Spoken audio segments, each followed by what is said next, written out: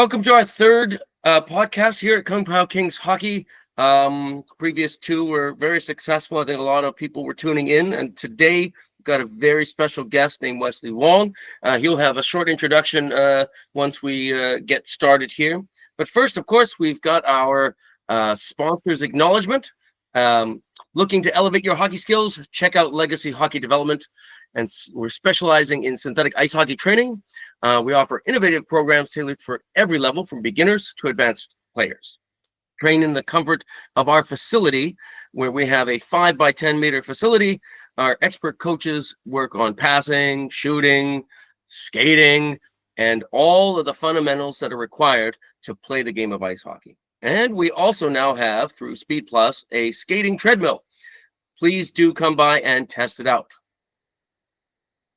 And that brings us right to our special guest, Mr. Weslet Wong, who I currently, just recently had bumped into another friend who had referred me to you, and I think that this is a great collaboration. I think for today, probably in the future as well. Please, Mr. Wong, do introduce yourself and tell us a little bit about your background and what has kind of transpired, and maybe what your passion is to help Hong Kong.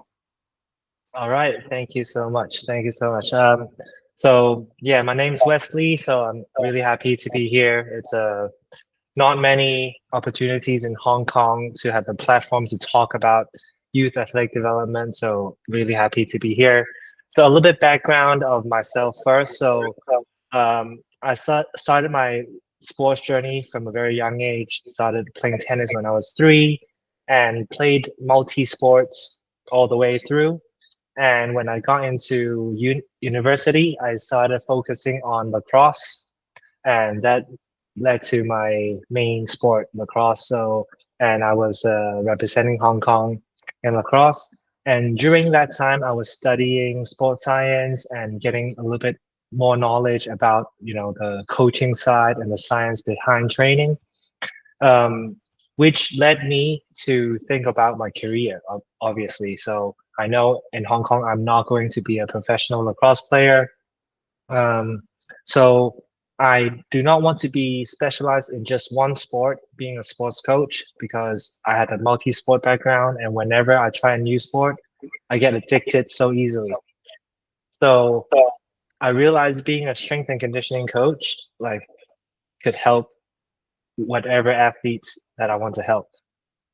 So I went down the strength and conditioning journey, got some certifications, and even did my master's in Australia in strength and conditioning.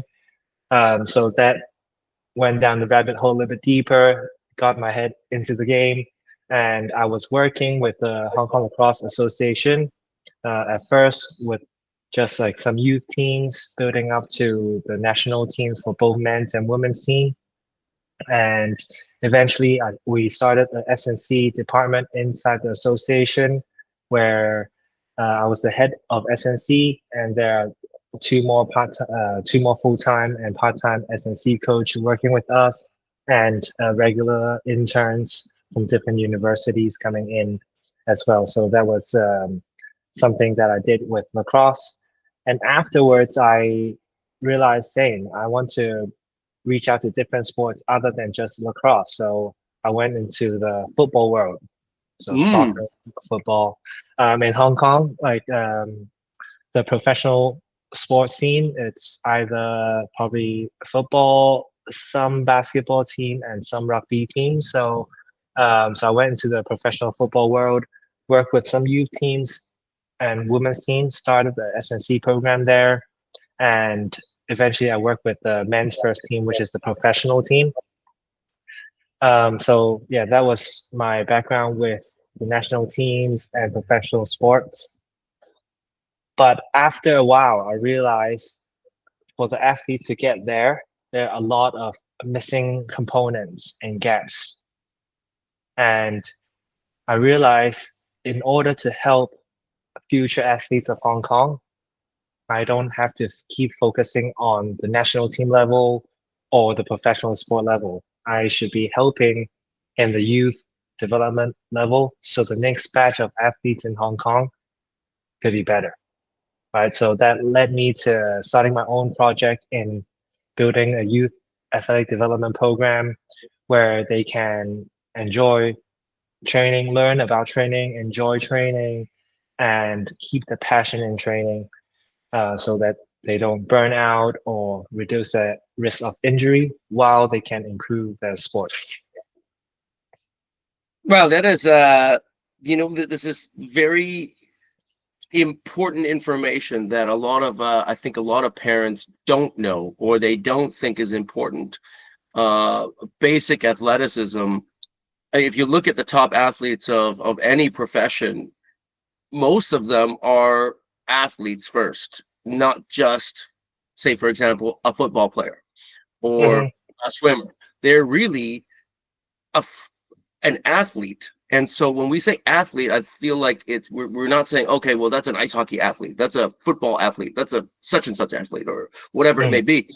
It's more like they can almost do anything. If you give them a ball, they can maybe, okay, they might not be a pro at dribbling the ball, but they could probably kick it pretty good. They can run, they can get in position and play a bit of shinny hockey or shinny football where they, shirts and skins and just go and have some fun, right? Whereas if you're just training for a specific sport, I think I think that it's less likely they're actually going to become really a professional if they're not really mm, an athlete, right? I mean, there might be some mhm, phenoms out there or some exceptions, but more likely than not, that's not going to happen, right? It kind of leads me to right, the first question, which is, I think we're going to get right into the meat and potatoes of it. Is that we're kind of missing something like a kind of sport culture um, in Hong Kong, where the West has maybe some idea, and they're kind of, how do you say, tinkering with the how to perfect or how to work with youth athletes to make it so that they can be very successful at certain ages. Say, for mm, example, to perform in the Olympics, they can kind of work their way up. There's a plan for them.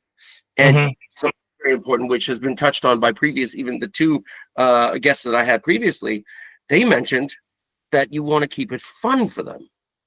mhm, And that it should be fun for them so that they can learn and be engaged and they want to come back and mhm. not burn out. And this is a common theme, it seems, amongst true youth development coaches.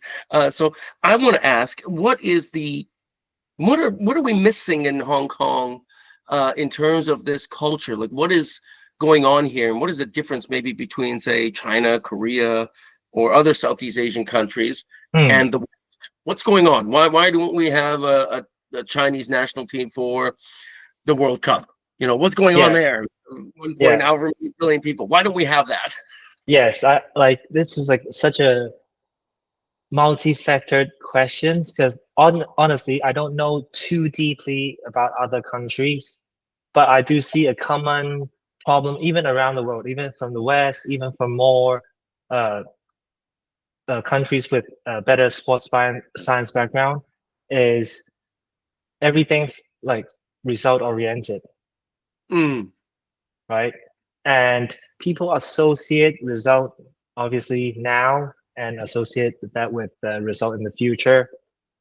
Success now equals success in the future.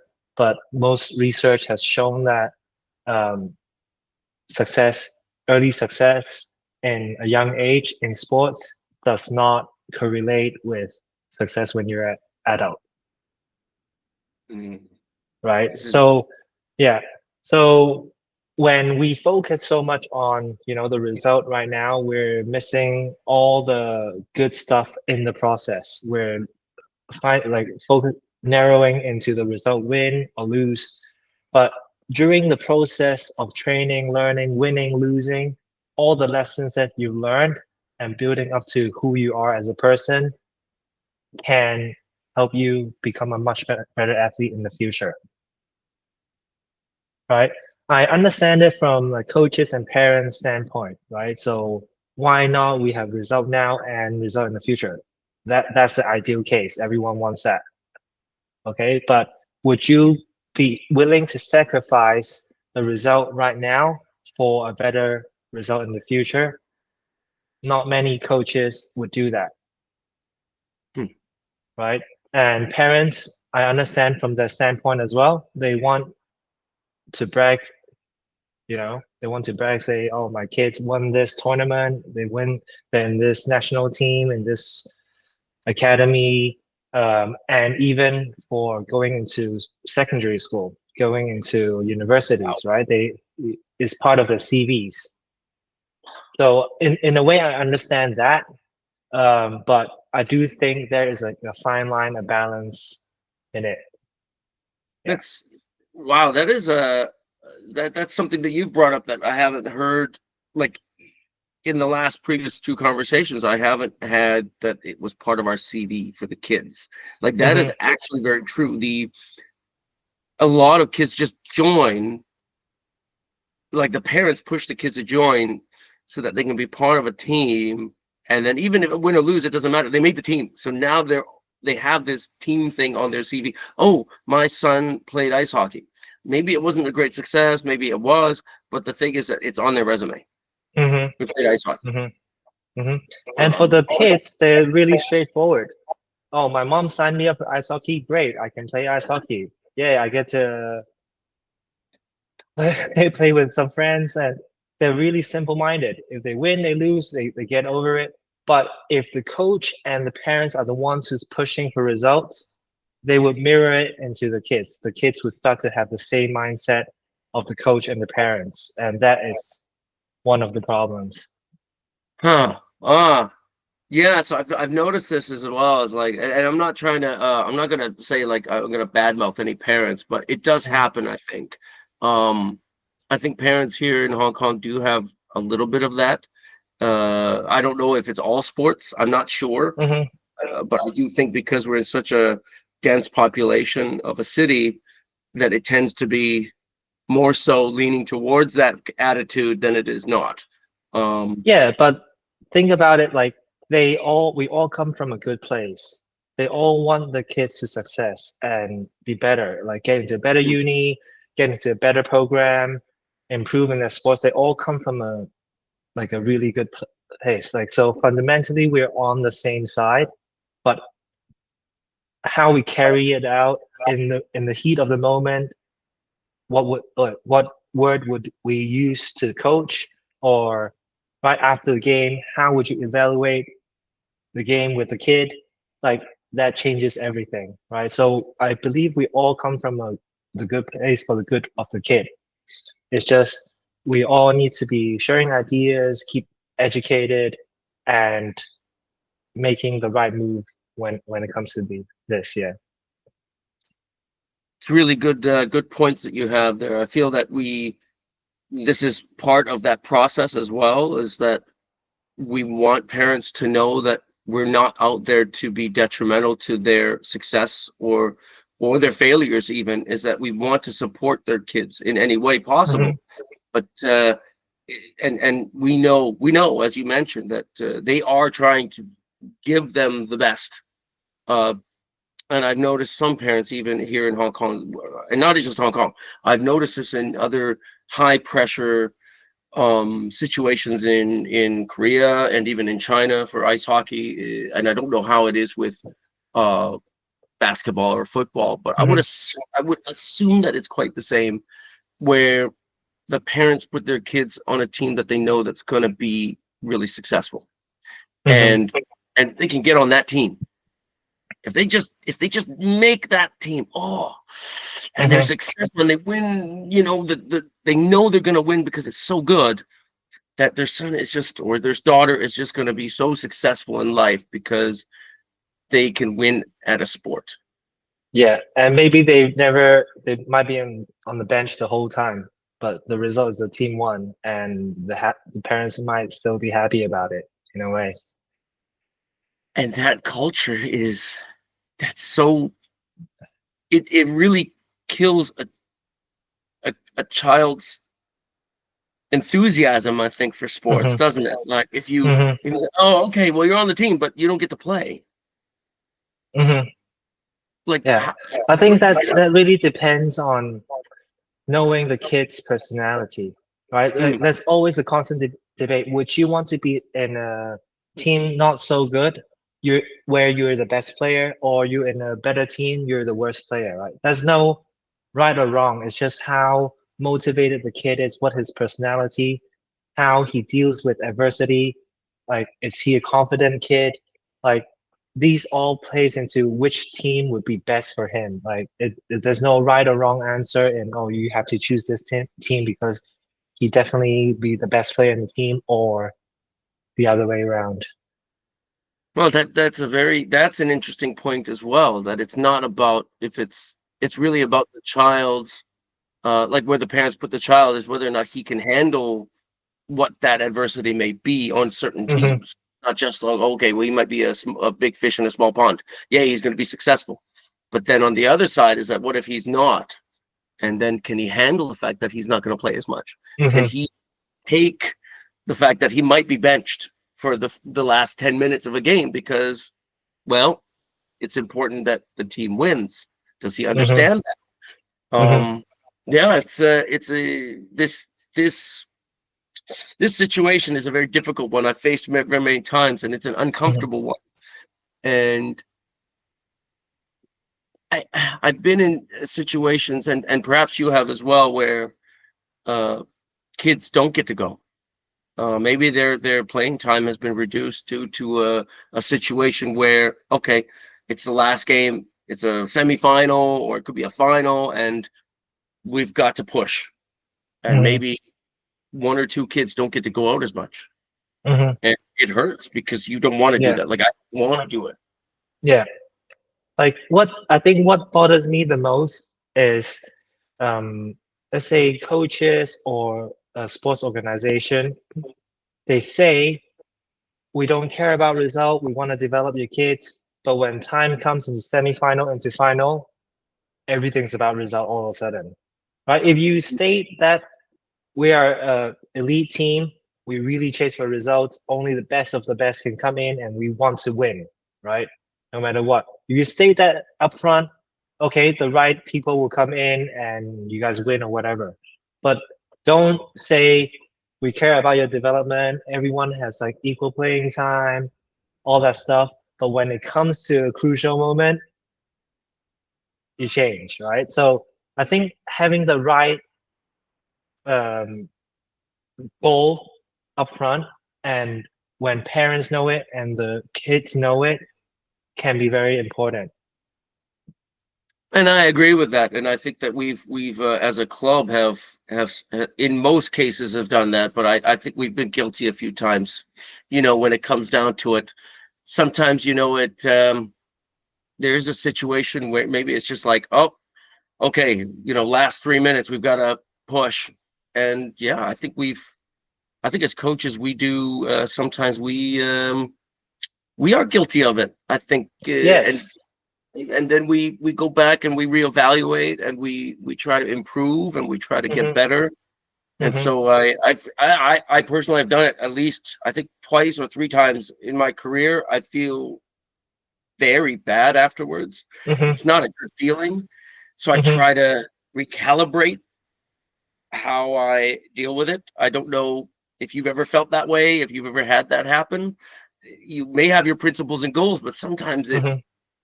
in the heat of the moment maybe something changes, Yes. and yeah, it's not ideal, but it does Yeah, happen. and yeah, and that's part of sports, right? But I think like the talk between before and after, that becomes really important, right? So Hmm. after you evaluate, and then how you speak to the kids that don't didn't get to play this match, that conversation becomes much more important than an easy match that you win. Yeah, that is true. That is very true. And I'm very open about the mistakes I make because I think Hmm. I feel that if I don't fess up to it or if I don't feel like I've taken a responsibility or to be accountable for it, I'm not going to grow. And Hmm. I normally I go straight back, and I have done so straight to the parents and have a talk with them. And if they don't like it, then they move on, and I'm Yeah. okay with that because a mistake was made, they can move on, and hopefully I wish them the best. And that happens sometimes in clubs, and especially in sports and business. It's kind of a norm. Hmm. Your insights are very well insightful. So thank you for that. I think it's kind of renewed a little bit of my enthusiasm on how I approach team sports as well in the future. Um, how much do you think? Like you were talking a little bit about how the players, you don't want them to burn out, you don't want them to, you want them to learn a little bit about athleticism. How do you feel about, or how much time should be devoted just to training, or if there's, should there be self-learning, self-play time for children? And I know Hong Kong's very busy, but what do you recommend? Like, is there Hmm. recommended hours, or is it just more like go out and play, or how do you Yeah, approach that? that's like a general suggestion from like research. Is like a basic approach. You don't have to take it by the number, but in general, the number, like let's say I'm 8 years old. So in structured training, I should not have more than 8 hours per week. Hmm. Just just a reference, right? So if I'm 10 years old, I should not have more than 10 structured hours of training per week. Hmm.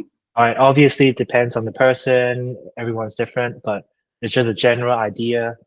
And I do think that's a good framework at the back of our mind, because as sports coaches, sometimes we want to see the athlete as much as possible, even though, you know, like as sports coaches, we can control the volume, the intensity of the training, but we would feel like the more that we see them, the better they become, right? And um, but that we kind of neglect, even though physically we're not burnout, but psychologically there might be a burnout coming to the same place, following the same coach more than a certain hours per week.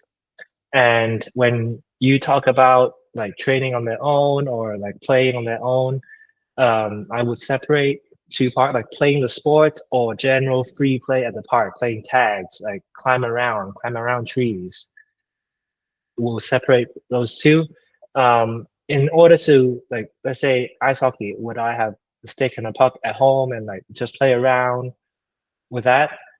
That needs to be enough, like fun enough in practice that I really, really love ice hockey and I really motivated to get better. Then in my free time at home, I will watch some YouTube, have a stick in my hand, dribble the puck a little bit. So in order to do that, it has to be coming from the kid, not the parents. Oh, time for homework, a 30-minute puck dribbling.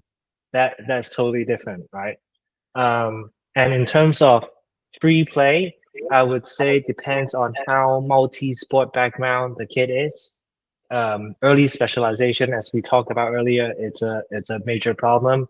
If they are, even though they're not playing another sport, if there's free play time that they can have different type of movements, different group of friends that they play tag with down at the park, it's also a very good thing for them to balance it out because they need to get used to new environment. And nowadays, a lot of sports, I don't know if it's the same with ice hockey, like coaches and like fans complain, oh, there's not much creativity in the game like it used to be, right? Everyone's like robots, right? So in my opinion, the creativity also comes from a multi-sport background and having the creativity down at the park? Are you making up different challenges in games that challenge your different type of movement, your critical thinking, your agility? Or when I'm playing tag 1-on-2, how can I evade them? And you can do that on the ice as well. All these things like is transferable to one another.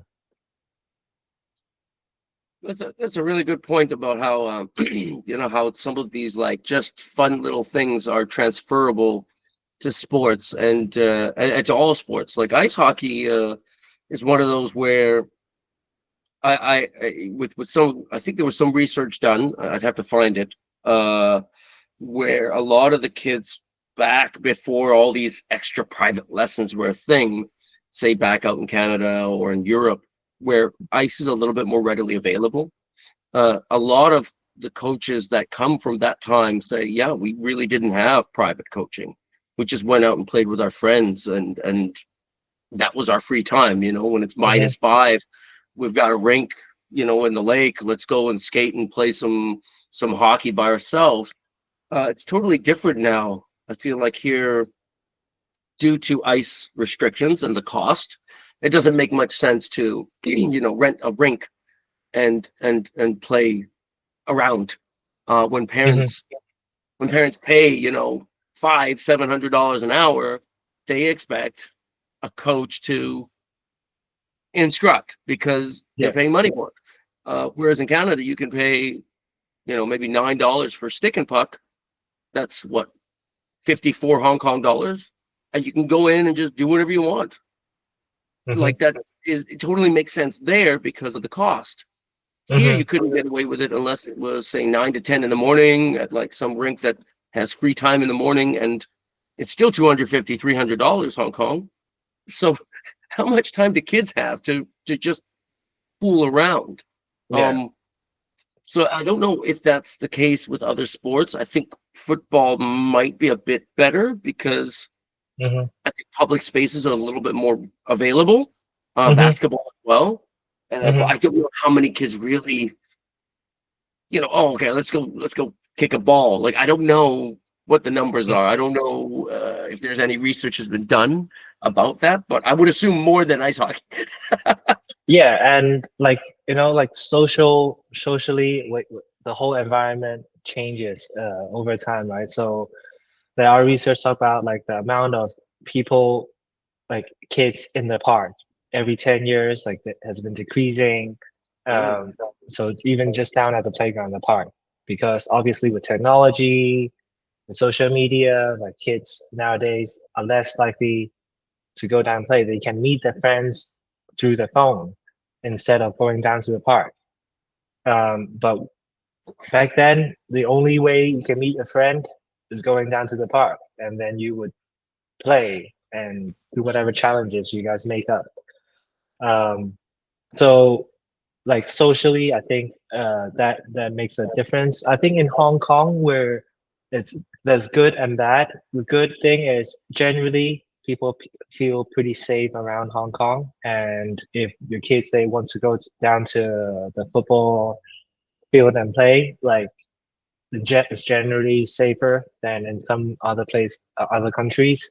But at the same time, obviously, as you mentioned, Hong Kong's tiny, land every inch is expensive. So renting a place to train to play, it's it's much harder than a lot of different countries. Yeah. It's one of the things that I've also noticed about Hong Kong is because it's so capitalist. Uh, the football pitches actually cost money now, Mm, a lot of money, and like how people actually go online, book it, and then resell the time. I'm like, yeah. wow, how much Yeah. money do you make from that? Honestly, like, we Yeah. got how much a football pitch Yeah. costs. But I guess if you're charging $300-400 per time, and it only costs $50 to rent, I assume, I don't know, then Yeah. that's a lot of profit. If Yeah. you run like 10 of these things, like, it's Yeah. not anybody. And like this trickle down into the whole sports industry, into how coaches work, into how coaches affect the kids and the parents thinking, into everything's about results, money. Mm. Like it, like in Hong Kong, are you going to make money being a professional athlete? They're very limited. But in somewhere else, can you make money being a professional athlete? Most likely, yes. Like in football, even in like tier five, tier six in Europe, they're professional athletes, right? So Mm. in Hong Kong, only the Premier League is professional, and the pay between like the lowest pay and the highest pay can be very big. Um, so everything like when I think from these type of small things in society trickles down into a bigger problem. Mm. Mm. You kind of hit the nail right on the head, because it really is a trickle down effect from where the cost of the sport kind of deters certain people from playing, and it also affects how people, when they pay for that particular service, they expect certain things. And Hmm. so yeah, it's interesting, and I guess that would also affect the culture of the sport, because now you're demanding wins over learning, because I Yeah, I paid. paid 500 for this. I want to win, Right? Like if I'm going to pay this much money for a tournament, Yeah, guess what? I expect at least we perform well enough to get to a certain level because I'm yeah. paid, right? Like it doesn't make sense that we don't get there. Look how much money, Hmm. Yeah. so much money in my child. And I guess you and I, we understand that they have put so much resources, but then we also understand the flip side of it. We Hmm. develop as athletes so that they could do better when they're older, and that Hmm. it's for life, not Hmm. just. I don't. Back when I was a little bit younger, a lot younger, I do remember watching the Olympics, and there were some Chinese like gymnasts. They were so young. I don't know if you remember this, but they were very young, like maybe 16 years old, the minimum Hmm. age or whatever. But they're amazing. Like they're just amazing at 16. And then the next Olympics, they've got the next one, the next 16-year-old. The 20-year-old Hmm. is gone. Hmm. And you're like, how are they training these individual athletes that 4 years later, there's no more, the one that won gold is gone now, is retired. And then Hmm. you realize it's retired because he doesn't want to do it anymore. Hmm. Like I'm done. Like I got my silver, I got my gold. I'm Yeah. good. I Yeah. need I want out. Yes, but at Hurry the up. same time, like I think gymnastic is not a usual example, right? Mm, Because there are sports like figure skating and gymnastics. Um, these are early specialization sports. Like mm. people specialize it really early and they peak in this sport very early. There are sports like that. Um, versus like team sport, they peak a lot later. Mm. So maybe it's not because they're burned out. It's because the next batch that they reached the peak and the next batch of 14, 15 years old overtook them. It could be like that. We never know.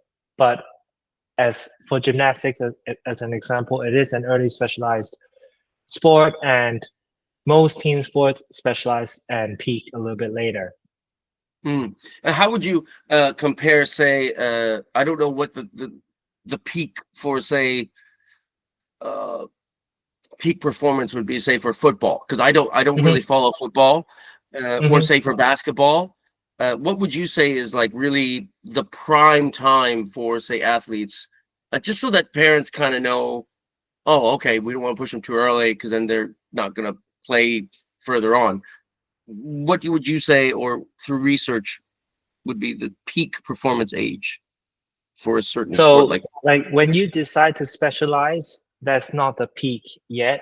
So, in terms of specialization, like I generally suggest no earlier than like 14 mm, years old in general in team sports.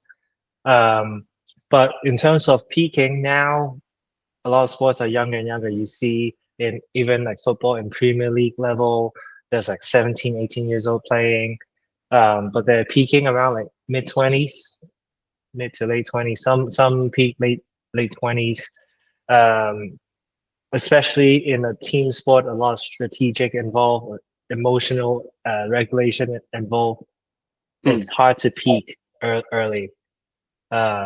Yeah, but in terms of specialization, it's hard for parents to think about it because they want to focus on one and have the result now. But before 14, ideally probably 15, 16, depends on their maturity as well.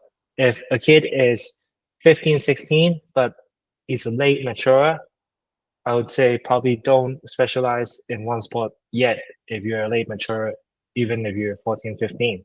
But you're early mature and you're psychologically also matured mm. enough, 14, 15, you can, because yeah. It's your insights are very. I think they're so new to me, which is good. Like kind of looking at like generally like for ice hockey, we talked about windows of trainability, and I would Mm, believe that those windows of trainability are also applicable to say basketball and football in terms of these later development or later mhm, specialization sports. mhm, Really, really good insights because it's not just about the physical stuff now.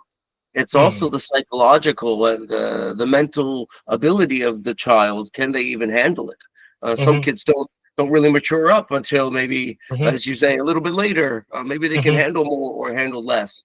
Um, yeah, it's really this is really some good points. Wow, I'm really happy I'm talking to you. Thank you for that. No problem.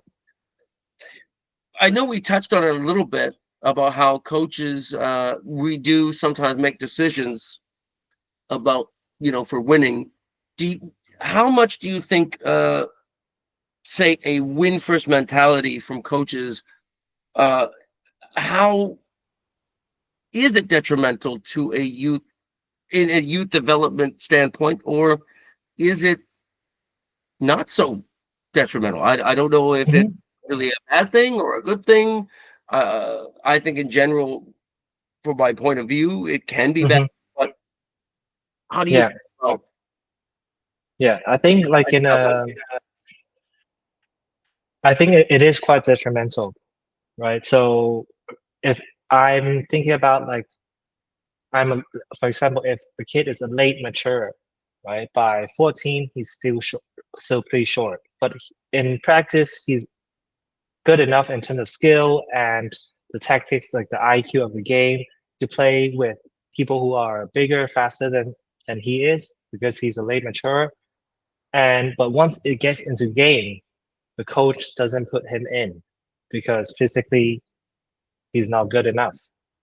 Um, and for that kid, he doesn't have game exposure, like game psychology, these things. He can be really good practice player, but whenever he goes into a game, because he doesn't go into game often, he might get performance anxiety and all these stuff happening down the road. But if he can overcome this and actually get playing time, and by the time he reaches growth spurt and get matured, then he'll be better than the other players because he's better skilled, better IQ, and now he's physically just as strong and big as the other kids. mm, But to overcome that, they need playing time, right? And on the other way around, if you're early mature, right, coach play you every single time because you can just bulldoze everyone with your speed and height, even though your skill is not the best, but because you're physically stronger because you're matured early, you only rely on that because just with that you're bulldozing everyone else. You'll rely on that, and your skill development, your game IQ development will be lagging behind. Once the other kids catch up with you in terms of physicality, you're nothing special because your skills and IQ is lag behind.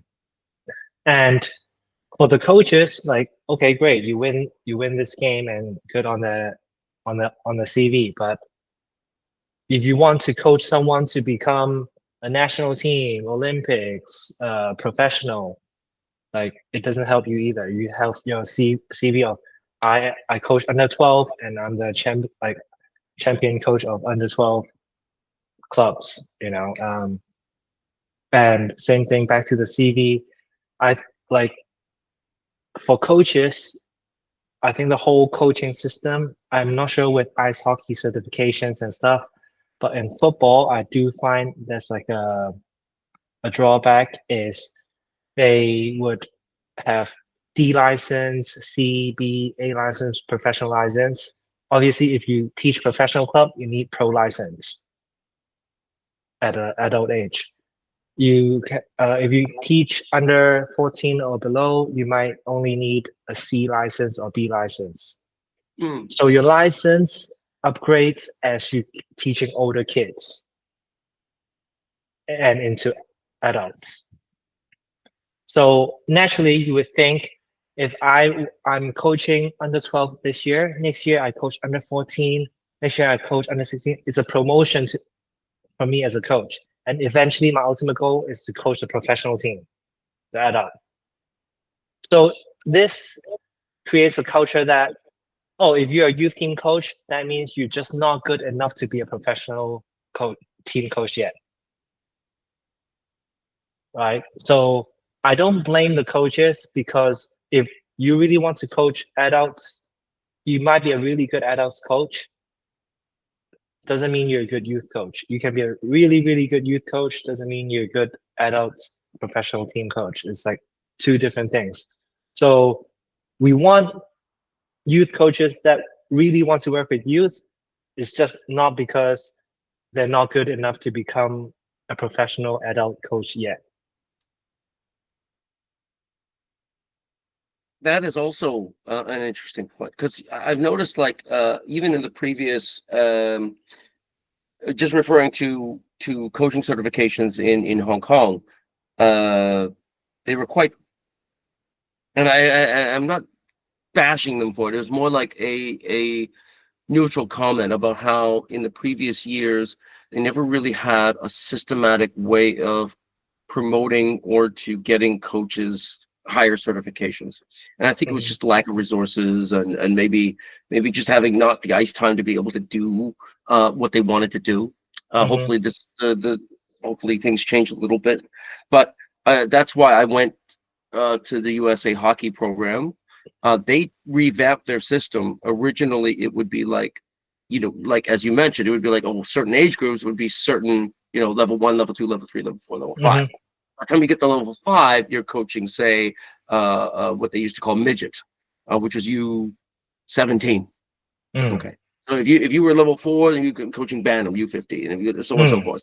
But they revamped it, where level 1s were a more of a general course with a lot of information about learn to play and learn to skate. And then level 2 became a little bit more about small area games, how to coach the kids, and a little bit more about coaching, not just, okay, that's your level, that's the kid that you're coaching, that the age group is no longer about that. And then they also added age specific categories within each one, so you would have to do those as well, which was, I think the system revamp was pretty good. I think they still run it like this, but in Hong Kong we still don't have anything yet. Hopefully we do. So it's a good point that you mentioned that, because in football, I think being so established in Hong Kong, you would think that there would be maybe a more, I wouldn't say professional, more detailed way of certifying coaches to maybe get to the right levels, I guess. Would that be correct? Would you say that is the correct observation? Yes. But if you think about certifications in a way, like it's money making, right? If you ask all the sports coaches in Hong Kong, how many of you want to coach national team or professional team? I don't know, probably 80-90% of them will raise their hand, right? But if you ask them, how many of you want to coach under 14, like as your goal? That's your career goal. I want to be really good at coaching under 14 versus I want to be really good at coaching a professional team. Most coaches would say, I want to be really good at, coaching a professional team. But you have to take the steps, though. I mean, you can't just go, I'm just going to coach the pro team. You have to coach 12U, 14U, 16U, and you have to be at those levels to see the kid grow, to have that experience so that you can then move up. And if you don't take those levels, then you're not going to actually but understand. I don't see it as moving up in a way. It's very different. Coaching at under 12 and coaching under 18 and coaching adults is 3 different things. In adults, I would say if you want to coach adults, you can coach adults from amateur leagues, eventually progress to professional leagues. Same with, I want to be a really good youth coach, then I will start in grassroots, some community football, into some school team football, some club team football. Eventually, you can coach Hong Kong national team under 14.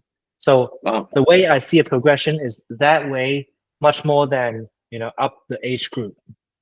Mm. Yeah, Understand. yeah, Good point. Good point. I think one of the last questions I think that I do have for you will be that I think, in your opinion, what do you think the core values of developing a youth athlete are? yeah. So when like for my youth athletic development program, I focus on three main values and three don'ts. So I'm gonna separate it. The three main values is the passion, growth, and grit, right? So passion, we talked about, it has to be fun. They have to be motivated. They want to love the sport, love the training, love the team, love the coaches. So they would want to improve, right? If they don't like it, burnout is waiting to be happen, right? But that has to be balanced with, not everything is fun. You have to be challenged. They have to feel failure sometimes. And that's the grit part come in to balance it out. Like if you always success, you're not going to learn. You learn more from losing than winning, right? So each person's different, and in as a coach, you have to walk that fine line. For you, you can success 70% of the time, and I can manipulate the environment so you lose 30% of the time, and you learn how to get back from that. And for the other kids, real tough. I can challenge you 50% winning, 50% losing, and you still want to win, like you still want to improve more. Like so, walking that percentage line of how much of challenging losing and how much of fun succeed is coach's responsibility, right? And that's where the growth value come in, like a growth mindset. Like the growth mindset is not a linear thing. It can be up and down, but I always want to find ways to improve, take responsibility. If I make a mistake, asking for opinions, all these stuff to improve in any other ways. Watching videos, talk to coaches, talk to teammates, all these little stuff. And that ties into the three don'ts in my sessions. I always tell them, don't blame, don't complain, don't take things personally. Right. So these are the three values and the three don'ts that I do that ties into each other. So through this process, they can gain confidence while being challenged and learn how to deal with failure and having a growth mindset to keep improving. Well, that's a great. These are some great values that you've pointed out, and of course, those don'ts are uh, things that I've seen a lot of. Sometimes kids they do whine a little bit. Sometimes they do Hmm. blame, and it's a habit. So I think some of Hmm. them, they get into a habit of doing it, and it's hard to get kids to encourage rather than to Hmm. blame, or instead of just going, oh, okay, let's just get to it then, but to whine. uh Hmm. it's hard to teach grit. It's hard to Hmm. have kids know what grit is, and to grow up and say, okay, I'm just going to keep going. Hmm. I can't give up, and it's tough. I think Hmm. how much of it is it a something from home or something from school? Like, I don't know, how do we go about actually teaching grit? Is it that balance you're talking about? Maybe a Hmm. little bit to do with the balancing of challenging and not letting them win all the time, or how Hmm. do we give them an environment where they can learn more about grit? I think school is a big part, obviously. And and then when I say coaches and parents as well, right? Sometimes the culture of the sport is hard.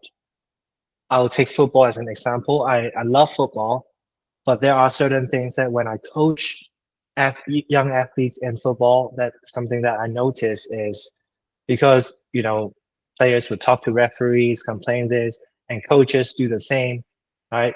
Parents would yell at referees, like the whole culture is like that. That's okay in the game, right? But when coaches do it too much, parents do it too much, the young athlete will do it too, right? And they would complain. They would blame all the referees on the other team side, like they're making bad calls, right? But there are much more things that you can take responsibility and yes, life is not fair, but I can still do this and keep improving, right? Um, in school, less likely you can have any control, but if the sports coaches and the parents have the same mindset, it already, I believe it can make a big difference already. You do mention about the how children mimic their parents and their coach, and it really is a monkey see, monkey do situation. And they're so impressionable at young ages, like Hmm. from 7 until like even 12 or 13. You could complain to a ref, and all of a sudden they're like, well, yeah, I can complain too. Oh Hmm. well, when I'm on the ice or I'm on the pitch, guess what? Well, when that guy well, he made a bad call, I can tell him right away. Hmm. And yeah, it is something that I think when you get to higher levels of hockey, especially like national team, a lot of it is nipped in the bud. Like if you're doing that, you're not playing. If you're doing these kind of bad habits of Hmm. throwing your hand up in the air, or just banging your stick on something, or making bad gestures in any Hmm. way, it's Hmm. it's already like that's it. We're talking to you, and you got to change it. And I Yeah, think that if we could do that at the younger ages, and we lead by example as well, then they're not going to have it when they grow up yeah, to the level that they're supposed to play at. yeah. At the same time, where like now sports are so easily accessible to anyone, like in terms of professional sports, like kids learn the examples from like the idol, right? Or this player, like he's a really good player, but he complains to the ref a lot. That it happens, right? He will learn from that rather than learning from a good player that doesn't complain, because that player that complains get into the news, into the social media. Like that's the reality. And at the same time, like in strength and conditioning, they can say, oh, this player, he doesn't work out at all, but he's one of the top players in the nation, right? But he has crazy genes. You're not him. But why don't you talk about someone that works really hard in the gym, works have really good work ethics and made it up there? They don't talk about him as much because they talk about the outliers. Oh, even this famous player doesn't work out. He said he doesn't like the gym, but he's still a very good player. So I don't have to work out as much as well. Like people is always looking for some type of reason to not work hard. Yeah, yeah. And I always go back and when the kids say that stuff, I always point them in the direction of like maybe one or two different players that are obsessed with the sport and Hmm. that they train all the time, or the way they train is so unorthodox, but it is training. Like there is a hockey player who in the 90s is from, I believe, Czech Czechia, I think, and he's very good, and he's won some, trophies and Stanley Cup for the NHL, and he represented his country, but he's still playing to this day, and he's like in his Mm, 50s, and he is a phenom. He is not a normal person. Like he hmm. just loves the game so much. Uh, and I said, well, this is what he does. He'll put on a body weight, a 2 kg body weight, and then go training ice hockey. Like, huh? Mm, Why? Because he's that, like, he wants hmm. it that bad. And all that work that he does, no one sees. Hmm. Like, if it wasn't for the guy who opened the rink for him at 2 a.m. and he came in and trained from 2 to 5, no one would know. Like, he's Hmm. the kind of stuff that kids don't see. Yeah, They don't see that. And so they just assume, yeah, he's just good because yeah, he's just that good. So I don't need to. I'll yeah, just practice my whatever I'm practicing and I'll get that good. No, yeah, not really. yeah, yeah. And back to like the case of like some players, they don't like they're naturally pretty gifted and really talented, or maybe they have worked really hard at a young age. So by the time they get to a professional level, they can be more laid back and still perform really well. And that's the case when I tell the kids like you never know. Maybe if he works harder, he'll become an even better player. Right now, he's top three. You'd say he's top three. But if he work harder and he works harder in the gym and whatever skill and have a better work ethic, he might be number one instead of just top three. Like so, but these are the things that we never know. We never know. But we cannot say just because he doesn't work hard, I don't have to work hard. This does not exist. Yeah. Kids will always come up with some Yeah. sort of excuse. Yeah. They're very smart. Like, Yeah. and they, you know, in ice hockey especially, we have a lot of kids, like in the younger age groups. They'll be like, "Oh, I need to use the restroom. I need to go to the toilet." But actually, it could be that the helmet hurts. It could be they're tired. It could be something else. But they'll always use toilet as the excuse because that's the thing that they learned that gets them out of class. That's the thing Right. that they, right. So it's interesting to see that what kind of habits we teach the kids, like at home or in school, and they bring it to the sport. Yeah. Oh, yeah, I'm feeling tired. Can I just go out? It's like, are you really that tired? Oh no, but I need to use the restroom. I need to use the bathroom. I need to go wee wee. Really? I thought you were tired. Can I get some water? Your never-ending argument. Yeah. Yeah. And once one kid does it, the other kids will do it. Yeah, monkey see, monkey do. Yeah. Well, Wesley, I think this was a really fun and really informative for me. So I thank you again for that. And I think we'll end it here today. And I really want to thank you again, once again, for coming on this podcast. Hopefully, I'll get this out in the next week. I got a busy schedule, but I will do my best to edit it all together. I don't do too much editing.